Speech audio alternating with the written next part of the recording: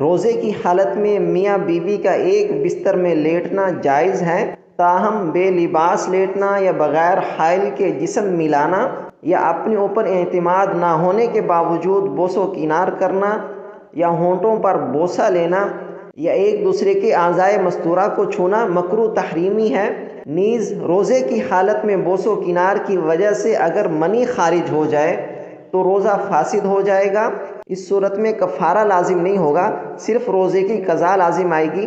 تاہم اگر اس دوران جماع یعنی ہم بستری کر لی تو قضا کے ساتھ کفارہ بھی لازم آئے گا۔ بس اگر منی خارج ہو جائے تو روزہ فاسد ہو جائے گا، قضا کرنا لازم ہوگا۔ البتہ اگر منی خارج نہ ہو، صرف مزی یعنی پانی کی طرح لیس دار مادہ نکلے تو روزہ فاسد نہیں ہوگا۔ اسی طرح روزے کی حالت میں بیوی کے پستان چوسنا مکروہ تحریمی ہے۔ یہ انسان کو جماع کی طرف لے جا سکتا ہے جو روزے میں ناجائز اور حرام ہے۔